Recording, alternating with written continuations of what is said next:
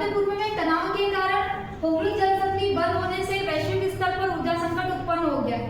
Hormuz जल संधि क्या है और कहना चाहिए ऊर्जा संकट क्यों उत्पन्न हुआ है, इसके प्रमुख बिंदुओं पर आज हम चर्चा करते हैं। तो सबसे पहले बात करते हैं किसकी, होर्मुज़ जल संधि की, मतलब स्ट्रेट ऑफ होर्मुज़ की। इसकी भौगोलिक स्थिति की अगर मैं बात करूं तो ये फारस की खाड़ी और ओमान की खाड़ी के बीच में जो है कनेक्टेड है ना। और दो देश है ईरान और यूएई। कुल मिलाकर जो गल्फ कंट्री है उसमें से तेल का जो प्रोडक्शन से है, जो व्यापार है वो होर्मुज़ स्ट्रेट से होता है। ठीक है, तो इसकी मतलब भौगोलिक स्थिति तो हमने देख ली है। अब वह क्या है उसके बारे में जानते हैं। वह ये कि 28 फरवरी 2026 को ईरान पर इजराइल और यूएसए द्वारा जो है अटैक किया गया था। उस पर ईरान द्वारा जो है जवाबी कार्रवाई की जाती है।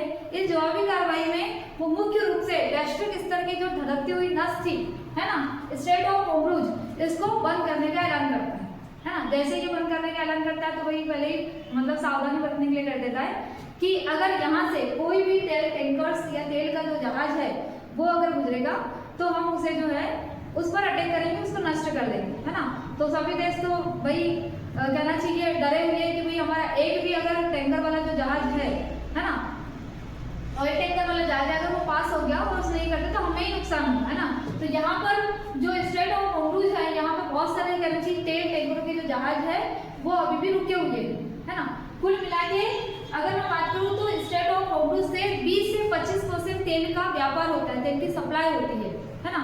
तो वैश्विक स्तर पर देखें तो वह ये था कि 1900 मतलब अभी नहीं हुआ है, इसके पहले भी 2 बार ईरान के द्वारा जो है इस स्ट्रेट ऑफ होर्मुज़ को बंद कर दिया गया। इसके पहले 1980 में जब ईरान इराक युद्ध हुआ था उस टाइम पर, और 1990 में जो है इस होर्मुज़ स्ट्रेट को बंद कर दिया गया था। अब होर्मुज़ स्ट्रेट की अगर मैं बात करूं तो इसकी लंबाई जो है, इसकी जो लेंथ है 167 किलोमीटर और जो चौड़ाई है वो 33 किलोमीटर है ना। तो अगर एक जहाज को वहां से पास होना है और दूसरा जहाज सामने से आ रहा है, तो जैसे बाइक रहती है ना, छोटा रास्ता है तो एक को रुकना पड़ता है फिर एक को जाना पड़ता है, सिर्फ उसी टाइप से वहां पे भी क्या होता है, एक जहाज निकलता है मतलब पास होता है, दूसरा जहाज क्या होता है रुका रहता है, तो एकदम सकरा है ना, इसका जो रास्ता एकदम सकरा बनता है। ठीक है, तो यहाँ पे मैंने बोली कि 20 से 25% तेल का व्यापार होता है और यहाँ से जो मुख्य रूप से जो गल्फ कंट्री है वही जो है तेल का व्यापार करती है ना, एक्सपोर्ट करती है।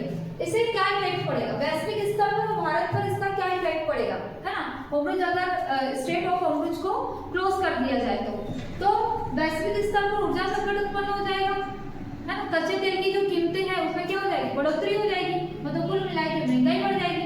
इसकी महंगाई बढ़ने से हमारे पे जो खाद्य सामग्री है, वैश्विक स्तर पर जो खाद्य सामग्री है उसकी कीमतें बढ़ जाएगी। बाजार में क्या आ जाएगी, आपकी अस्थिरता उत्पन्न हो जाएगी, जो भी शेयर मार्केट्स वगैरह उसकी वैल्यू क्या हो जाएगी, कम हो जाएगी ना। इसके अलावा देश में मुद्रास्फीति जैसे समस्या उत्पन्न हो जाएगी। अगर तेल संकट उत्पन्न हो जाएगा तो महंगाई चरम अवस्था में उत्पन्न बढ़ जाएगी, है ना।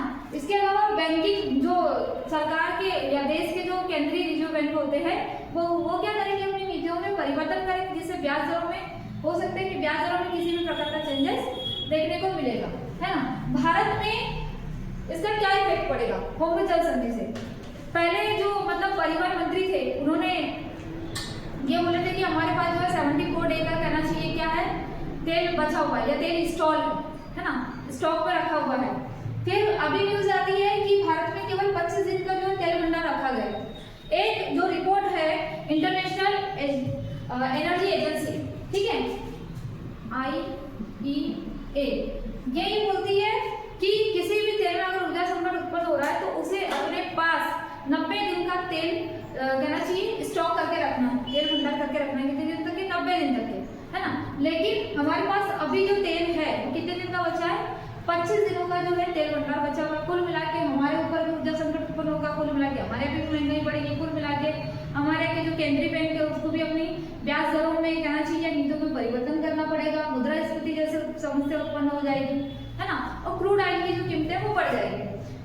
अब मैं बात करूं कि हमारे में जो तेल भंडार है, अब ऐसा तो नहीं कि मतलब एक बोतल में रख देंगे तो हो जाएगा, तो हमारे में जो तेल भंडार के जो टैंक बने हुए हैं वो है 3 जगह पर, विशाखापट्टनम, पांडुर और बेंगलुरु में। ठीक है, 1990 के बाद ऐसी स्थिति जब उत्पन्न हुई थी तो सरकार द्वारा 2004 में एप्लीकेशन किया गया और धीरे धीरे जो है ये प्रभाव में आया, तब जाके 3 तेल भंडार के मतलब क्षेत्र बनाए गए है ना।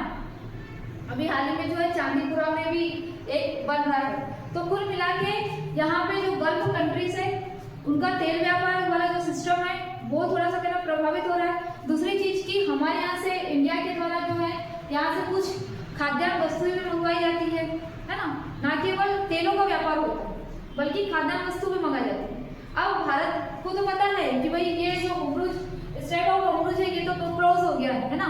तो भारत क्या करेगा अपना जो पहले, क्योंकि एक ही देश पर वो निर्भर नहीं था है ना, अलग अलग देशों से भी जो है वो क्या कर रहा था, तेल का प्रोड्यूस कर रहा था, ऑयल को प्रोड्यूस कर रहा था।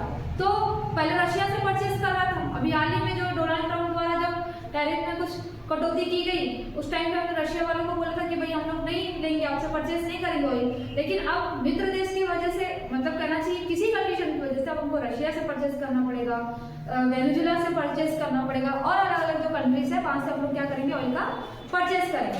ठीक है, तो आप मुझे कमेंट बॉक्स में बताइएगा कि होर्मुज जल संधि